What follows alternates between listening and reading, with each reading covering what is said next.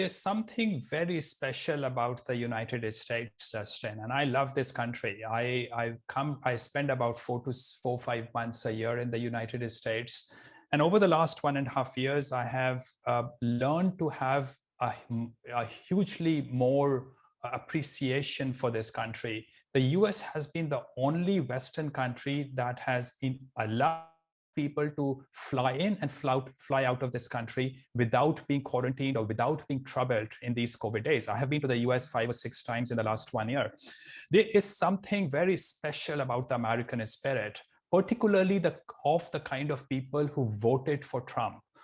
If I had the right to vote in the US, I would have very happily gone to vote for Trump. And that would have gone against my philosophy as a libertarian, but I would have very happily gone to vote for him because he not only awakened the people about this wokeness that was emerging in the Western world, which was probably his biggest contribution. He talked about the swamp in Washington. No politicians in the past of that caliber had the courage to challenge the bureaucracy that runs the world today. So Trump did a lot of good things. Now, is he racist?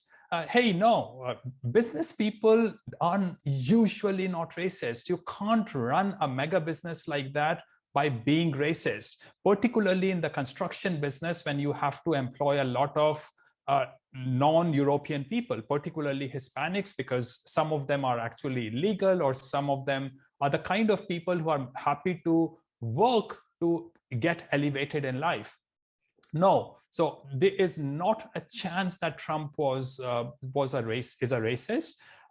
Would I want him to win again? Of course, I want him to win again. And clearly, there is a large part of the US that is extremely conservative, which is what I favor, has patriotic views. Now, I actually spend as much time as I can in those places, and I don't find them racist at all. The biggest racist people are the leftists and the woke people who think that people of color are incapable of standing on their own feet and need a nanny government as crutches to stand up.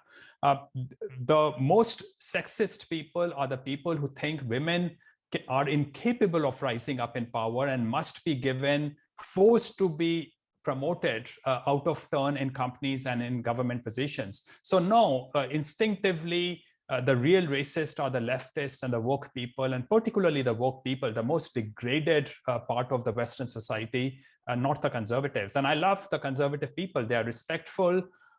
They are perfectly fine. I feel safe among them.